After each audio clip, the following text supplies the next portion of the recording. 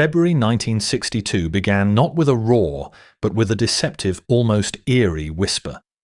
For the citizens of Sheffield, an industrial titan forged in steel and smoke, the winter had been uncharacteristically merciful. While the rugged peaks of the north were often battered by the Atlantic's fury, Sheffield sat nestled in its geographical cradle, sheltered by the mighty spine of England, the Pennines. For generations, these hills had been the city's silent guardians, standing as a massive stone bulwark against the westerly gales that frequently ravaged Manchester and Liverpool. To live in Sheffield was to feel safe, protected by a natural fortress that seemed to shrug off the worst of the British weather. On the night of February 15th, there was no reason to believe that the following morning would bring anything other than the usual grey, an industrious dawn. But high above the sleeping city, the laws of physics were preparing a lethal trap. A rare and treacherous atmospheric phenomenon known as a temperature inversion had taken hold, a layer of warm air sitting heavily atop a reservoir of cold air, acting like a lid on a pressure cooker. As a powerful jet of wind surged from the west, it didn't simply flow over the Pennines. Instead, it hit the ridges, and, compressed by the inversion above, it began to oscillate. It bounced, accelerated, and transformed into what meteorologists call a lee wave. The mountains, once the city's protectors, were now being used as a launching ramp. The air was being squeezed and funneled, gaining a terrifying kinetic energy as it prepared to plunge directly into the valleys of Sheffield. At 4 a.m., and the wind was clocked at 35 miles per hour, a standard winter breeze for a northern town.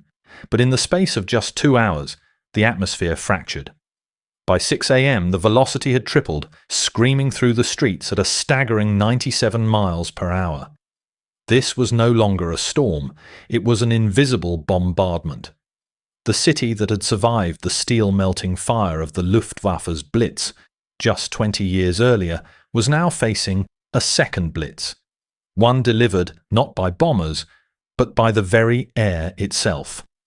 The residents woke not to the sound of sirens, but to a cacophony of shattering glass, groaning timber, and the terrifying rhythmic thud of chimneys being ripped from their foundations. The fortress had failed, and Sheffield was about to learn that its greatest shield had become its greatest enemy. As the clock struck 6 on that fateful Friday morning, the city of Sheffield underwent a transformation that felt hauntingly familiar to those who had lived through the winter of 1940. The wind was no longer a weather event. It was a physical weight, a violent pressure that searched for any weakness in the brick and mortar of the city. For many, the first sign of disaster was the sound, a low-frequency roar that vibrated in the chest, followed by the sharp, staccato crack of slate roof tiles being ripped away and flung like shrapnel through the darkness. But the most lethal danger came from above. In the Victorian terraces of Crooks and Attercliffe, the heavy stone chimneys, symbols of domestic warmth for over a century, became the instruments of death. The tragedy was localized but devastating. 4 lives were extinguished in the early hours, not by a foreign enemy, but by the very structures built to protect them. In Attercliffe, 17-year-old Jack Johnson was asleep when his world collapsed. A massive chimney stack crashed through his roof, leaving him no chance to escape. In the district of Crooks, 57-year-old Ida Stubbs met the same grim fate in her bed. These were not deaths of a battlefield, yet the wreckage was indistinguishable from a war zone. Reverend Colin Hill, the vicar of Brightside, watched in horror as bricks pulverized the ceiling above his wife Shirley while she sat in her armchair. The suddenness of the assault left the city's emergency services reeling. There were no sirens to warn them, no radar to track the wind's invisible trajectory. The most catastrophic damage, however, was reserved for the prefabs, the temporary prefabricated bungalows erected in the wake of the Second World War. These homes, meant to last only 5 years as a stopgap measure for a bombed-out population, had become permanent fixtures in neighbourhoods like Arbourthorne. For 17 years they had sheltered families, their thin walls and felt roofs a testament to post-war austerity. But against the 97-mile-per-hour fury of the 1962 gale, they stood as little more than cardboard houses. In a matter of minutes, entire rows of these homes were literally shredded. Walls were peeled back as if by a giant hand. Roofs were lifted clean off and tossed into neighbouring streets. Families who had once huddled in air raid shelters now found themselves standing in the wreckage of their living rooms, clutching blankets and children, but staring at the empty space where their roofs had been just moments before. It was a cruel irony of history. The homes built to replace what the Luftwaffe had destroyed were now being finished off by the hand of nature. By mid-morning, the geographical layout of Sheffield was being redrawn by the invisible hand of the gale. This was no longer just a crisis of residential housing. The very symbols of the city's pride and industry were being tested to their breaking point. At Bramall Lane, the historic home of Sheffield United, the sky itself seemed to collapse. One of the massive floodlight pylons, a towering monument of steel designed to withstand the elements, groaned under the kinetic pressure of the 97-mile-per-hour gusts.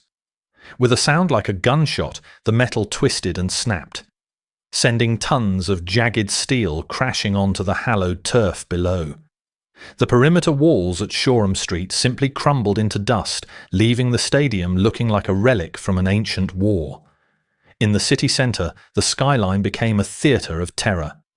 At the construction site of the College of Technology, a massive tower crane, the heartbeat of Sheffield's post-war regeneration, began to dance a lethal jig. Witnesses described a scene of impossible physics as the steel arm of the crane twisted around its own scaffolding like a ribbon made of paper. Then, in a final, agonizing shriek of metal, it detached and plummeted through the floors of the building below, a million-pound projectile of debris. The streets, once bustling with the steelworkers of the morning shift, were now lethal corridors. Power lines, whipped by the wind, snapped and danced across the wet pavement, spitting blue sparks into the grey light. The city was hemorrhaging power, plunging hospitals and emergency centres into a terrifying darkness. Near Heeley railway station, the city came within seconds of a tragedy that would have doubled the day's death toll. A high-speed express train from London was hurtling towards Sheffield, its driver unaware that the tracks ahead were littered with the mangled remains of roofs and telegraph poles. In a moment of incredible professional intuition, the driver spotted the obstacle through the driving rain and flying debris. He slammed on the emergency brakes, the steel wheels screaming against the rails as the train skidded to a halt just meters away from a massive pile of wreckage. Hundreds of passengers, shaken but alive, were spared by a heartbeat. Meanwhile, the city's emergency services were drowning. The fire brigade was overwhelmed, facing a backlog of over 2,000 emergency calls. The switchboards, jammed by the sheer volume of panic, it could only offer a hollow, repetitive, busy tone to those trapped in their crumbling homes. Sheffield was a city under siege, and for the first time in its history, its modern machinery had been utterly outmatched by the ancient power of the wind. By Friday afternoon, the British government was forced to acknowledge a reality that was as sobering as it was unprecedented.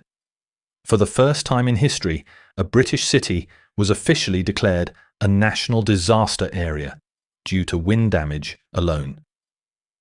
Sheffield was no longer just a city. It was a wound on the map of England. Home Secretary R.A. Butler, who held a personal connection to the city as the Chancellor of Sheffield University, spoke of his horror at the devastation. But words could not mend roofs. The city required an army of builders, and the call went out across the nation. From the industrial hubs of Birmingham and Coventry, hundreds of tradesmen, bricklayers, joiners and roofers began a mass migration toward the Steel City. They were housed in makeshift barracks at the Endcliffe Drill Hall and RAF Norton, are working under the flickering light of emergency generators to prepare for the monumental task ahead. The scale of the crisis was staggering. 70,000 homes, 2/3 of the city's entire housing stock, were damaged. 6,000 of those were no longer weatherproof, standing as open shells against the darkening sky. The threat was twofold: the structural instability of the buildings and the impending arrival of the February rains. In a desperate race against the elements, the city's Dangerous Structures Department worked alongside the Civil Defense Corps and the Army. They moved through the streets like a tactical unit, prioritizing chimneys that teetered precariously over pavements and walls that threatened to collapse onto unsuspecting families. Every hour without rain was a gift, and a brief window to nail down tarpaulins and board up shattered windows. Amidst the debris, the spirit of the Sheffield people, tempered like the steel they manufactured, began to shine through the gloom. In the emergency shelters set up at Hurlfield Secondary School and local churches, the stories of loss were met with acts of profound generosity. Families arrived with nothing but the clothes on their backs and perhaps a single bag of salvaged memories. One woman, Mrs. E. Hallam, walked into a shelter with her teenage daughter and their dog Rover, carrying their entire life in 2 small suitcases. But they were not alone. Hotel owners from seaside towns like Blackpool and Cleethorpes, hundreds of miles away, opened their doors to the homeless of Sheffield. The Lord Mayor's Relief Fund swelled almost overnight, bolstered by cheques from local breweries and private citizens alike. It was a mobilization of the heart, a collective realization that while the wind could tear down their chimneys, it could not erode the foundations of their community. As the adrenaline of the initial disaster began to fade, Sheffield found itself entering a secondary, more prolonged crucible. The gale of February 16th was not an isolated incident of hardship. It was merely the opening act of a year that would test the city's soul to its absolute limit. By the time March arrived, the emergency repairs were still in their infancy. Thousands of families were living in houses held together by little more than hope, tarpaulin, and plywood. And then, the weather turned cruel once more. March 1962 emerged as the coldest March of the 20th century, bringing with it a biting, relentless frost that seeped through the cracks in the wind-damaged walls. The dampness from the post-gale rains froze solid inside homes. Now and the sound of hammers against wood echoed through the streets as builders struggled with frozen fingers to seal the city against the elements. But the true trial arrived with the winter of 1962 to 63, the Big Freeze. For 67 consecutive days, starting on Boxing Day, Sheffield was buried under a shroud of snow that refused to melt. The city, still scarred and pockmarked from the Great Gale, was now locked in an icy grip. Yet it was during these months of white silence that the true character of Sheffield was forged. The rebuilding was slow, painful, and expensive. The Sheffield Corporation, which had dangerously opted not to insure its council properties against storm damage to save on premiums, faced a financial abyss.